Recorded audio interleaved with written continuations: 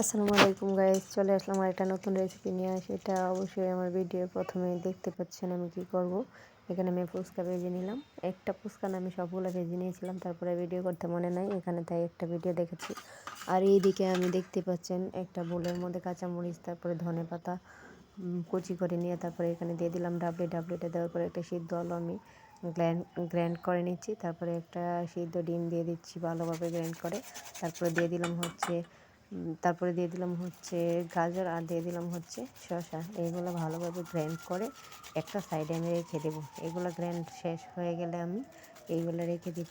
আমার পরবর্তী শেষ হয়ে গেছে। এগুলা রেখে দেওয়ার পর এখানে আমি হালকা একটু লবণ, একটু শুকনো মরিচের গুঁড়া, আর দিয়ে দিলাম হচ্ছে একদম চিলি ফ্লেক্স করে রাখছিলাম এইগুলা চিলি ফ্লেক্স। আর আমি লবণটা আগে দিয়েছিলাম, তবে দেখাতে পারিনি। এদিকে দেখতে পাচ্ছেন আমার টকটা রেডি।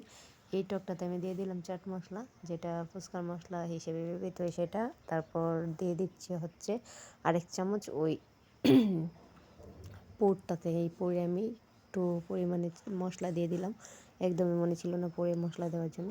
আর এদিকে আমি টক মশলাটা ভালোভাবে নিয়ে নিলাম। টক মশলাটা এখানে চাট মশলা দিয়ে দেওয়ার পর এখানে আমি দিয়ে দিচ্ছি হচ্ছে চিলি ফ্লেক্স, আর একটু দিয়ে দিব হচ্ছে মরিচের গুঁড়া, সামান্য একটু মরিচের গুঁড়া দিয়ে তারপরে এখানে আমি চিনি দিয়ে দিব প্রয়োজন মতো। আমার টকটা একটু মিষ্টি ঝাল বেশি ভালো লাগে, এই জন্য আমি এখানে টকটাতে 3 চামচ পরিমাণ চিনি দিলাম। এখানে একটু মিষ্টিও লাগবে, তারপরে ঝালও লাগবে, খুবই ভালো লাগে। আর এদিকে আমি টকটাকে ভালোভাবে মিক্স করে নিচ্ছি। টকটা মজা হলে ফুচকা খেতে অসাধারণ লাগে। আর এখানে আমি একটু কাঁচামরিচ একদম চিকন করে গ্রাইন্ড করে নিয়েছি। আর এদিকে দিয়ে দিলাম আমি মশলাটা ভালোভাবে। তারপরে এদিকে দেখতেই পাচ্ছেন আমার সবগুলো মশলা দেওয়া হয়ে গেছে। আর একটু সামান্য টক দিয়ে দিলাম। সামান্য টক দিয়ে দিলে এই গ্রেভিটা আরও বেশি ভালো লাগে। এই টকটা দিয়ে দেওয়ার পর তারপরে আমি ভালোভাবে হাত দিয়ে কষলিয়ে মিক্স করে নিব। ভালোভাবে মিক্স করে নিতে যে একটা ঘ্রাণ বের হচ্ছিলো, ওইটা মনে হচ্ছিল আমি এখনই শেষ করে ফেলি খেয়ে। আমার একদম ফুচকা বানানো অবধি ইচ্ছে করছিল না, এখনই খেতে মন চাইছিল। তারপরে দেখতে পাচ্ছেন এটা দেখে মাশাআল্লাহ কি সুন্দর লাগছে, অনেক মজা হয়েছিল গ্রেভিটা। আর এদিকে দেখতে পাচ্ছেন আমি পুরো একটা দোকান নিয়ে বসছি।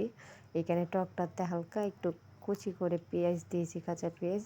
আর ওইদিকে আমার পেঁয়াজ দিতে একদমই মনে ছিল না, তারপর খাবো এমন টাইমে মনে হলো, তারপর দিয়ে দিলাম পেঁয়াজ। আর এখানে একটু ফুচকা ভেঙে দিয়ে দিলাম, এটা যেন একটু মচমচে হয়।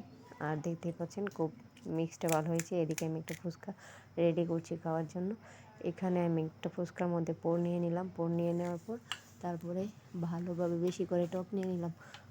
এটা দেখতে যে সুন্দর লাগছে না, তার থেকে বেশি মজা হয়েছে খেতে, অসাধারণ ছিল। এইভাবে হুটহাট যা কিছু ইচ্ছে করে তাই বানিয়ে খেয়ে ফেলি। ধন্যবাদ।